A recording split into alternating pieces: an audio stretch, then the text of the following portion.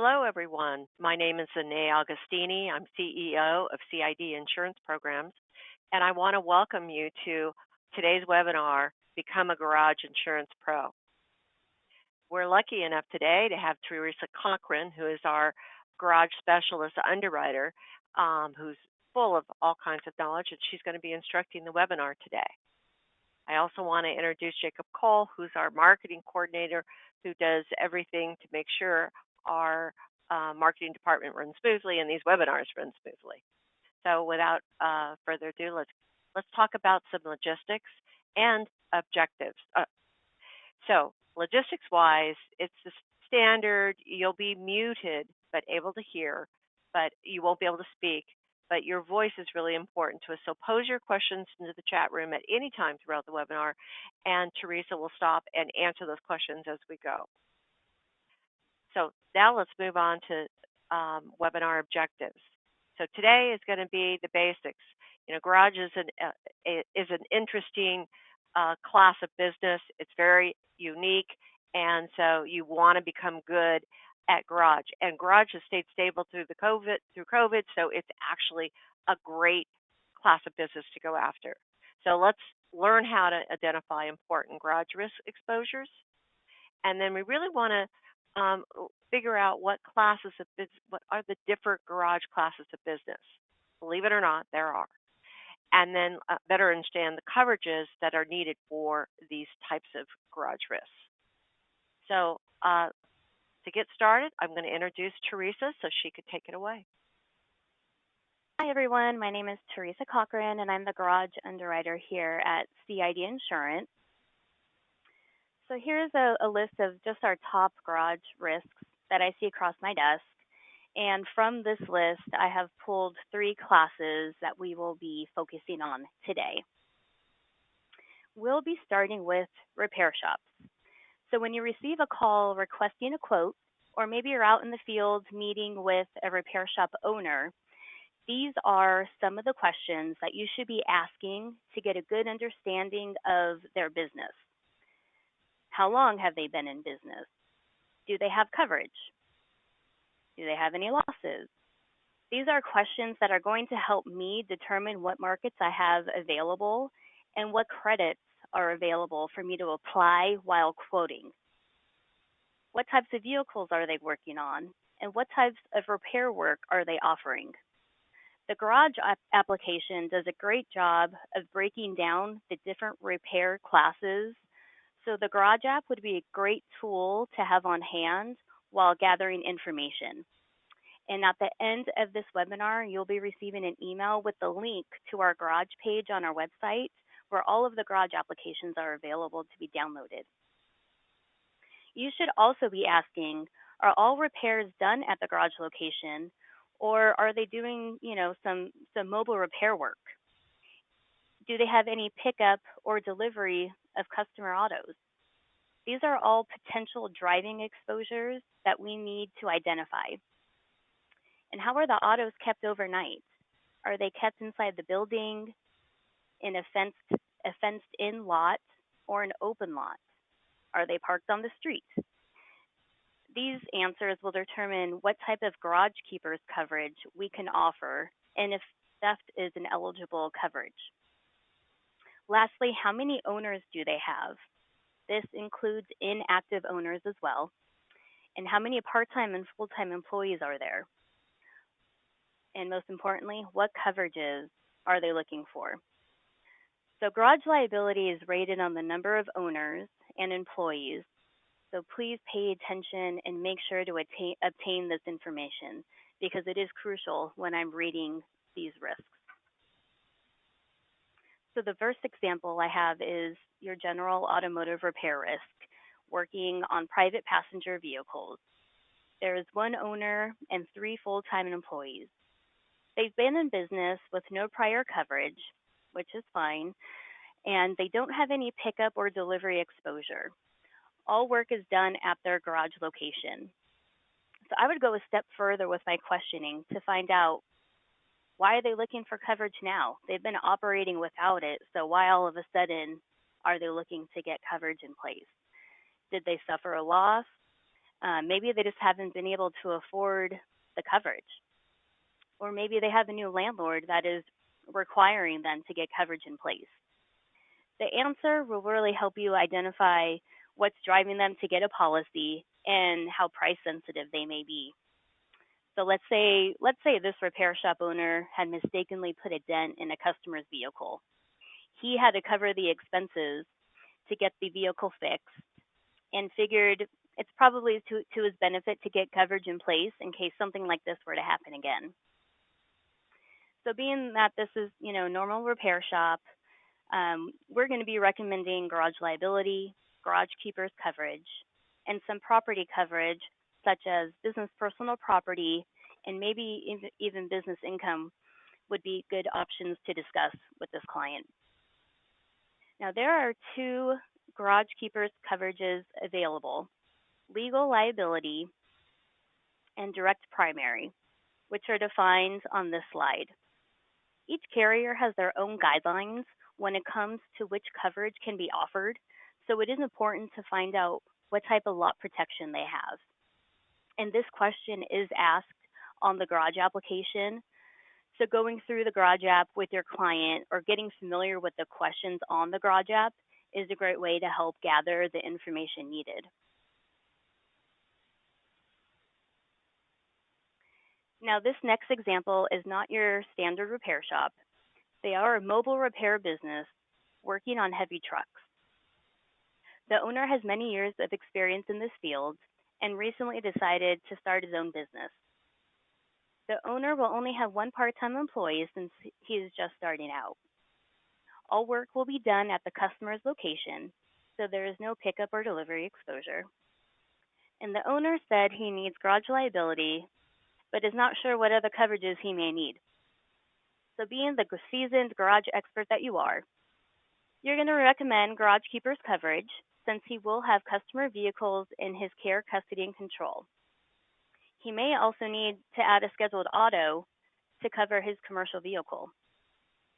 And inland marine coverage may be a good option to discuss in order to cover the tools and equipment he brings to his job site.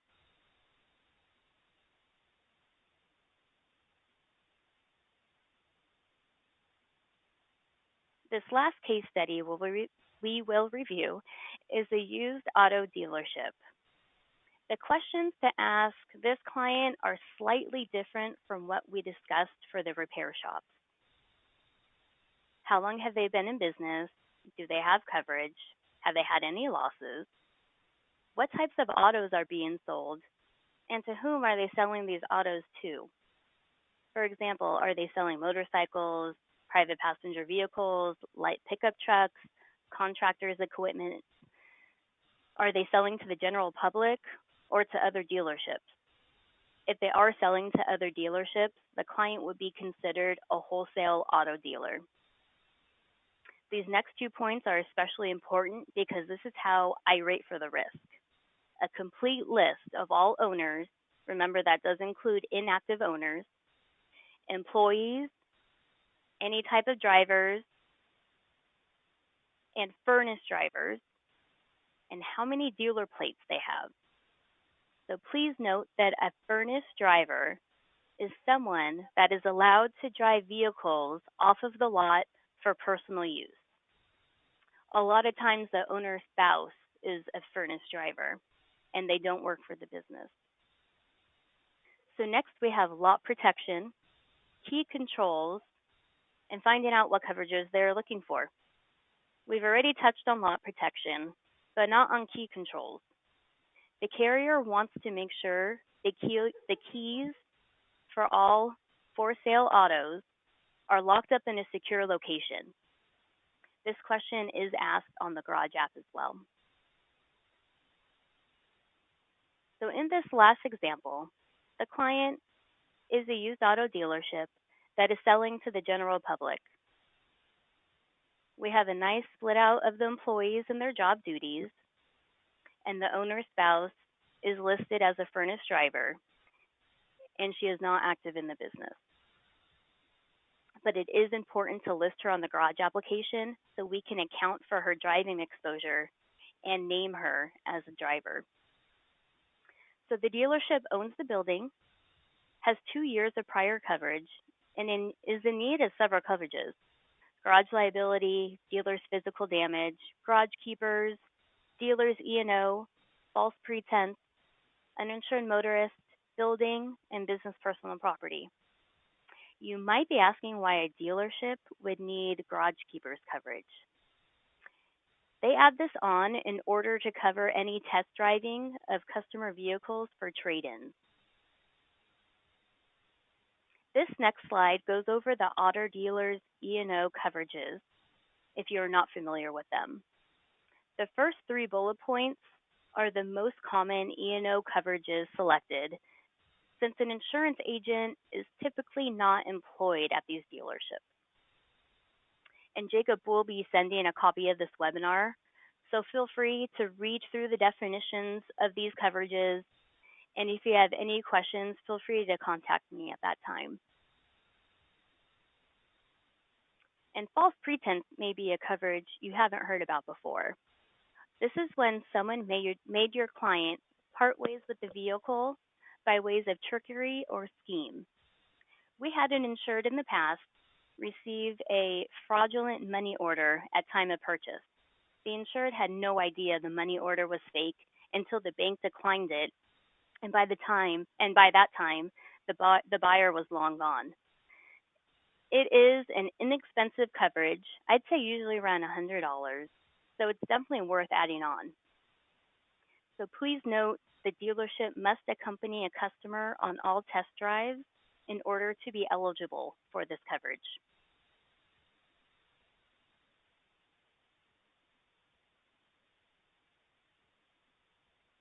Once we are able to bind coverage for a garage risk, an inspection may be needed, which brings us to this garage loss control slide.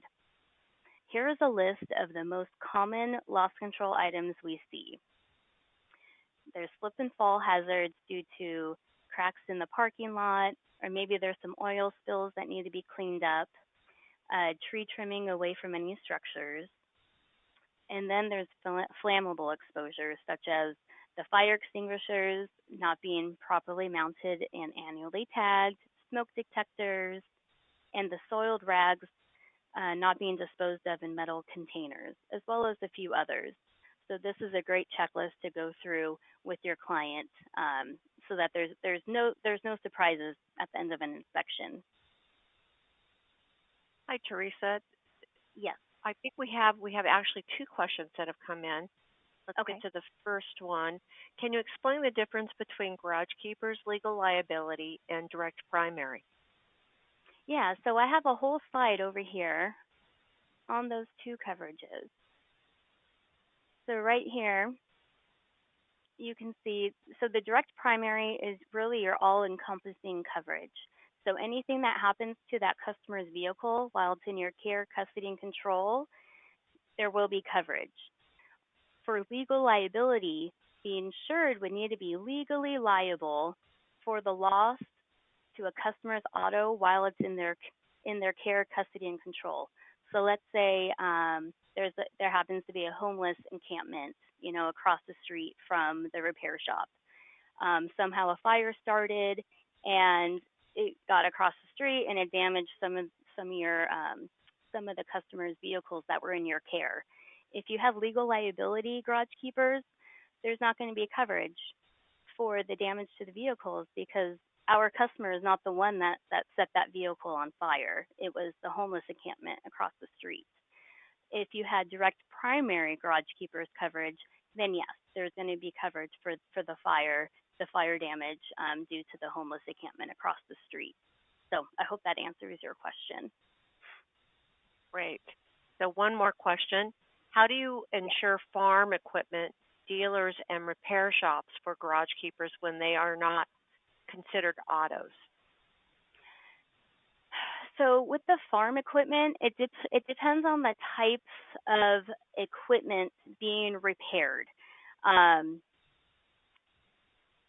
we're talking on the repair side, so just the garage keepers. So Dealers autos and is repair shops. okay. So autos is a very it's a broad term, right? Because it can be off-road vehicles, it could be motorcycles, dirt bikes, heavy trucks. It's a very broad term. Um, and farm equipment can be can be it's operable. It's movable. They can have plates on them as well. So there is a like tractors, things like that can't be considered BPP. Um, so when they're being repaired and sold, it can be considered on the garage side under the broad auto definition. Great, thank you. Any other ones pop in I think before I that's get it. to this? Okay, get to this the last slide. So from today's webinar, I hope you understand what types of garage exposures you are trying to insure, what coverages to look at, to discuss with your clients to insure them properly, how to utilize that garage application to gather the right information needed to get a quote the first time. We don't want you going back and forth with the client. So please utilize the garage application, become familiar with the questions on the application and why it's important to gather it. If you have any other questions, please feel free to reach out. On this next slide, you'll see my contact information. Great information, Teresa. I really appreciate you presenting this. And there were some really good questions that were asked as well, so I appreciate it. If you have any other questions for Teresa, please put them in the chat room now, and she will answer them for you. We have many different garage carriers because we are an expert in this area. So Teresa has lots of options for you. It can provide multiple garage proposals for or quotes for you, and so she's available. Our underwriters are very experienced, and they answer their phones and they respond to their emails. And so, if you need assistance in putting something together, to get a quote for a garage risk, please reach out to her. And our applications are on our website, so it's really easy for you to go there and find the garage app that's applicable to the risk that you're trying to get a quote for. One more question before we step out. What types of wait a minute, I just lost it. What types of auto services are hard to place? I would say if they're heavy on ATV and dirt bikes, that seems to be hard to place. What other? Mobile heavy truck, that can be hard to place if they're doing, all tires. Really, a lot of things, anything with tires. Used tires, definitely hard to place. Most carriers don't even want to go more than 10% over in the used tire category. Fabrication, customization, suspension work. Maybe they're doing a lot of lift kits. Those are tough to go after. Anything with racing. They're doing NOS, which is the nitrous oxide systems. That's tough to do. Custom building, frame off restoration work. Those are all harder to place risks. Excellent. Good answer. So there's a couple more questions, so let's keep going. Sure. How can CID compete against mainline carriers? I mean, we have admitted and we have non-admitted, so we probably have everything we need. Yeah, so really on the admitted side, those carriers are really getting out of the market right now. So everything's really getting driven more towards the non-admitted side, which we have, we have 4 markets, 4 non-admitted markets we can go to. But yeah, on the admitted side, the box is getting smaller.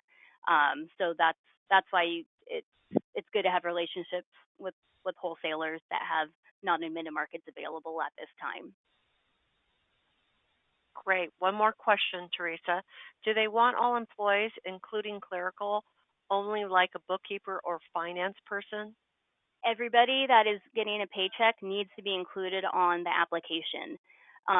Janitorial workers, lot people, bookkeepers, all inactive owners, they all need to be listed on the application. Yes. Okay, good information. One more question. Do you have a Mhm. market for a dealer of heavy winery, tractor, and equipment dealer, or dealer of, you have a market for a dealer of heavy winery, tractor, and equipment? Okay. That is definitely something we can consider. Yes. Okay. And then one more. Can you explain inland marine again? Okay, so inland marine is when you have tools and equipment that are not kept at your site. So if you are a mobile repair shop, your tools and equipment are not staying at an office location or a repair shop location. They're moving with you. So that's when you need inland marine coverage, because business personal property isn't going to follow you when you're going from somebody's house to somebody's business. You're moving around. So that's inland marine follows wherever you go. Business personal property is when you're at your office and you have one set location. I hope you see the difference there. If not, give me a call and we can discuss it.